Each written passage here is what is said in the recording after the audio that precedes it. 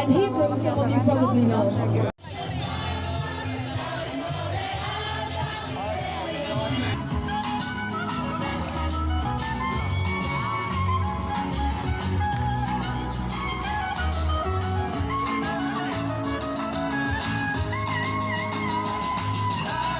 Netanyahu, go to jail, you can't speak for Israel! Netanyahu, go to jail, you don't speak for Israel! Netanyahu, go to jail, you can't speak for Israel! Netanyahu, go to jail, you don't speak for Israel!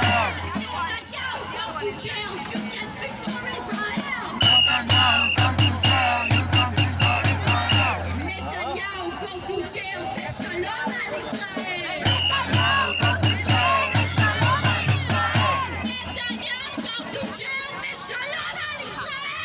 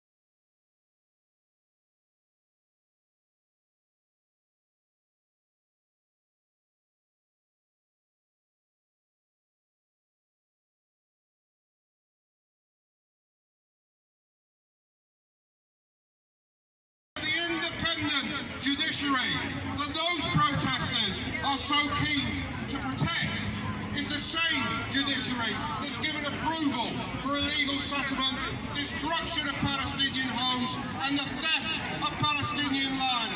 There is no Israeli Prime Minister, not one, whose hands have not been stained with the blood of the Palestinian people.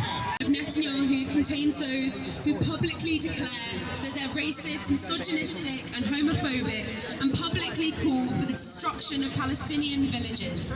This should be condemned by all who believe in democracy, human rights and civil rights. The situation facing the Palestinian people is getting more and more desperate, with violence and killings at the hands of both the state and Israeli settlers taking place on a daily basis with international impunity. It is not the removal of this particular Israeli Prime Minister. It's the ending of settler colonialism. It's the ending of occupation. It is the ending of apartheid.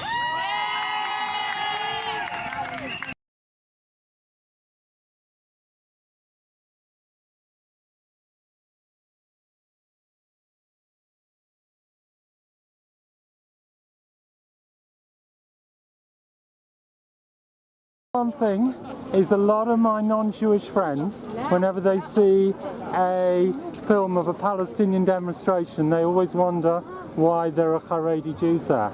Oh, So, really? do you want to explain? Yes, I'm sure. There's so much, much more non-Jewish friends who do agree, do understand. So they just see something on the TV. Okay, they don't understand what it Because is. they are blinded. They believe it's a religious conflict. Yes. If they would realize it's nothing to do with religion, Yes. it's nothing to do with Islam or Judaism. It's something that's got to do with occupation. Yes. It's to do with ethnic cleansing.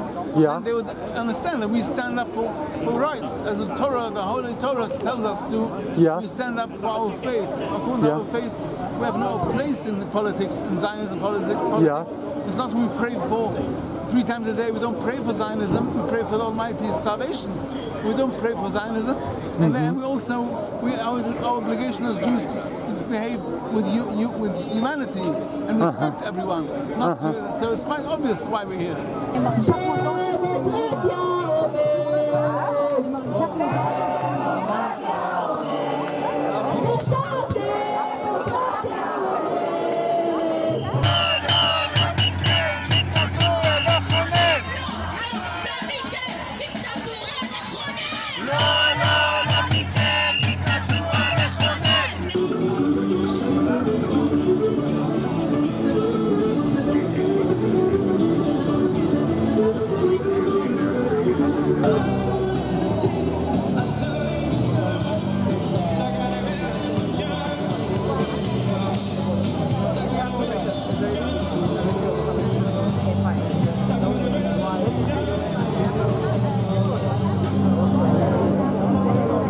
Thank you for that. That was beautiful. But now is the real trick. Let's do something incredible.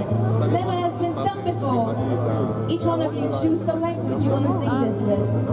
And we'll do it all together. All right? And here we go.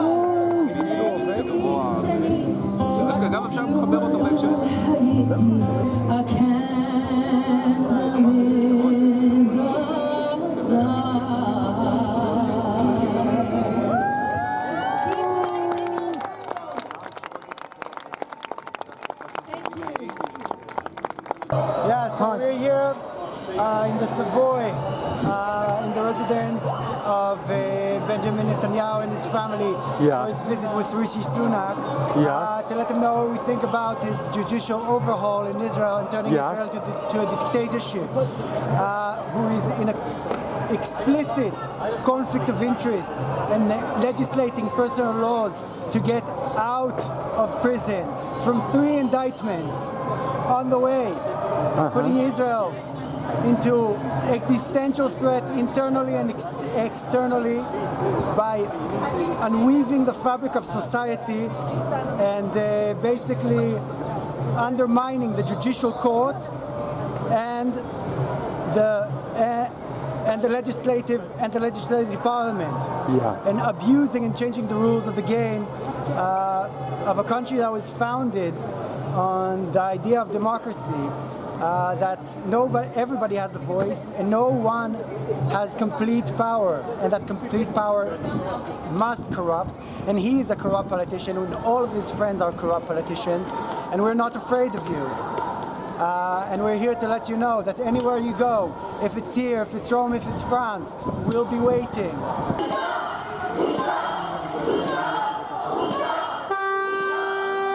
A load of Israeli flags and people booing Netanyahu. Could you tell us what it's all about? Oh, well, I think most of the people here are expat Israelis. Yes. And some Jewish from the Jewish community. Yes. And generally people who care about Israel. Yes. And care about the disastrous process it's going through. Yes. For a combination of reasons. One is for Netanyahu wanting to keep himself out of jail. Yes. Then there's the extreme right and settlers wanting to dismantle the court, the judiciary, in order to be able to galvanize the occupation and make... Now, that's an important thing I believe we're demonstrating about today. For people who don't understand what's actually going on with the judiciary in Israel. It's you know, it's had its balances and what's the other thing? Checks and balances, is that? Yeah. Without a constitution, so, and obviously the High Court and the courts were independent, and more Netanyahu is trying to weaken it, and basically to make it much more political and partisan in order to be able to pick his judges.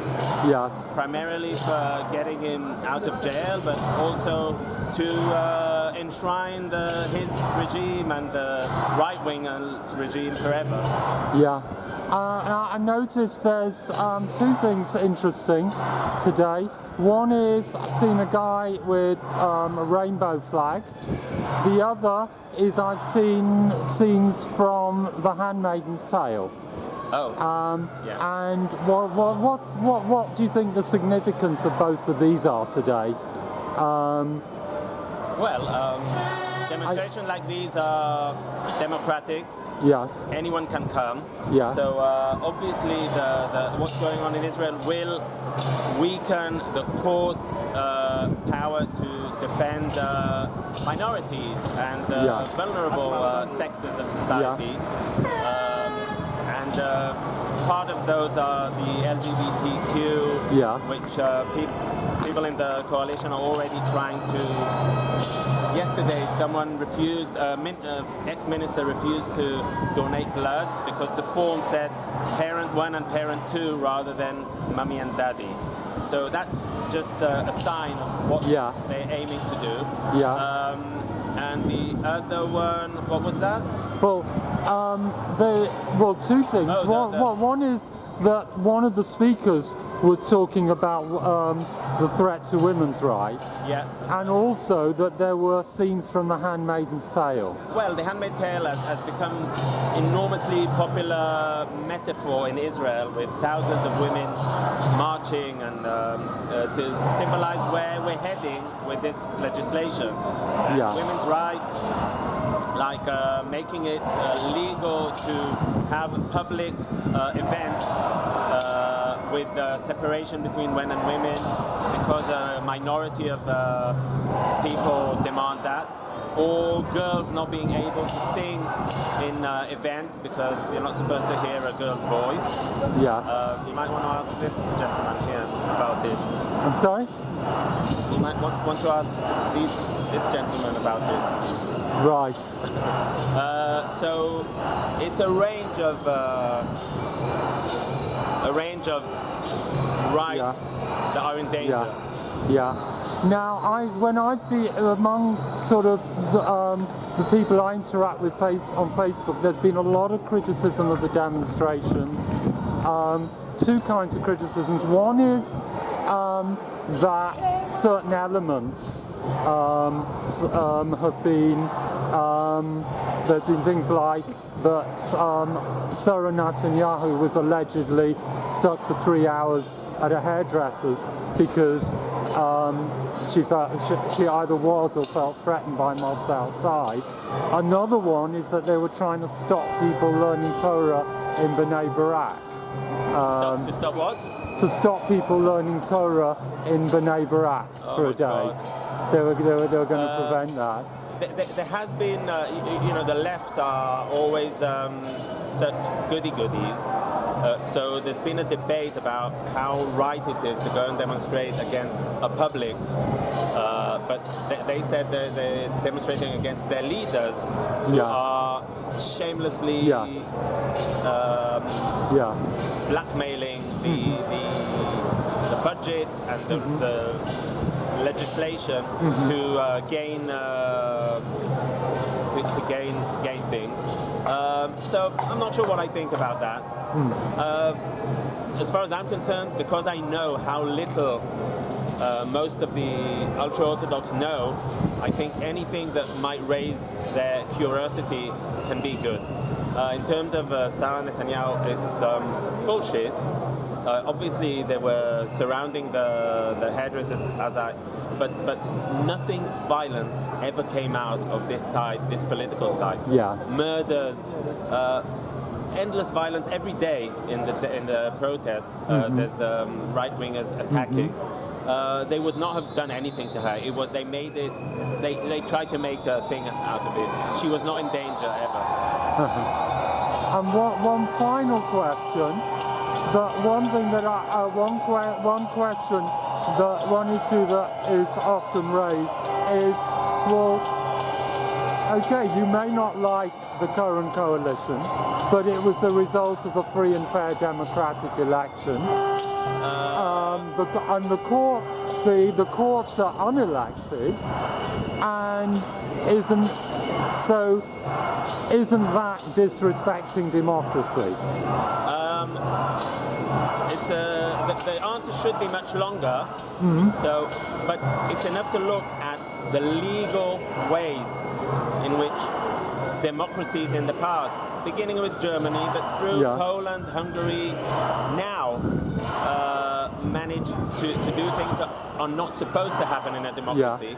And it's the role of the courts to say this is illegal, this is unconstitutional, and this coalition has already broken a few laws and ignored the High Court. So it is a constitutional crisis because there's two sides, two opinions, and I condone the whole protest. I support, because when your democracy is in danger, you go and fight for it.